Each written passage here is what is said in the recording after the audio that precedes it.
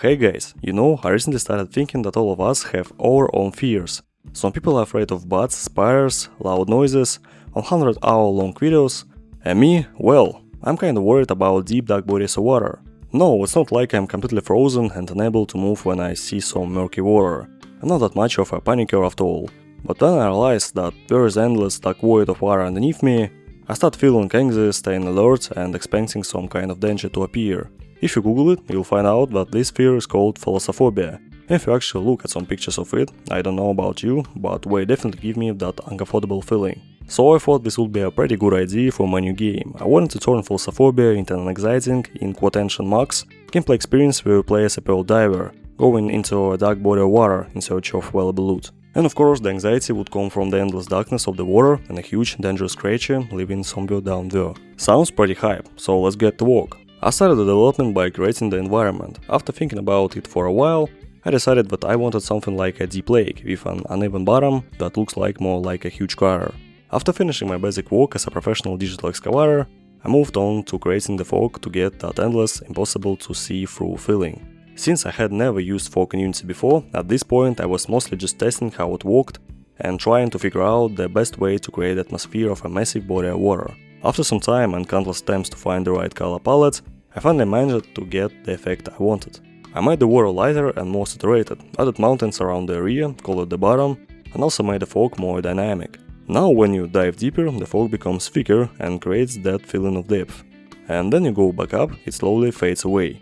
And at this point, it already looks pretty decent. For a typical game made in 5 minutes by a guy with no idea what he's doing at least. But something was clearly missing. And you know what?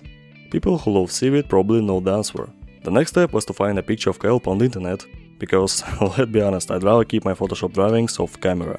I adjusted its color, added it to the terrain in Unity, adjusted the color again, and somehow some kind of actual environment started to appear. Then I spawned this sea grass absolutely everywhere, covering the entire bottom and the slopes with it. I also added some small details like rocks and arches.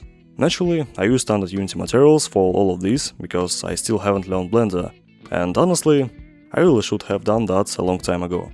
After all these manipulations with the first layer of detail on the bottom, it was finally time to bring some inhabitants into this underwater world. So I grabbed some low poly fish models from a free asset pack and started adjusting their sizes. And once I was done playing around with their shapes, I started writing scripts for their behavior. I divided the fish into 3 categories. The first one lives and moves mostly near the surface, occasionally going down to the middle. The second one feels perfectly fine in deeper water and sometimes swims a little higher. And the third one is a predator what patrols the area and attacks the player when it's hungry. And as you may have noticed, our predator is a pretty big shark. With thick fog, being deep underwater already feels pretty creepy. Knowing that somewhere nearby there is a huge food dispenser full of teeth swimming around. And the final cherry on top was the pearls. I also programmed their spawning with a script. They appear inside specific zones, but at random locations. They can roll down slopes and even get lost in the grass. So our job is to search the entire crater for them without running into a giant shark. And you know what? I think I actually managed to create that feeling of deep and the expectations of danger from pretty much every point in the water. It's kind of funny, I was the one making all the textures, creating the fog, programming the fish movement. Basically I know exactly how everything works. And yet the final image still makes me feel uneasy. So I guess the time was well spent. Well, I think that's where I'll end this little story. If you liked that I made, let me know. Maybe in the future I'll polish this project, add more gameplay and release the public version.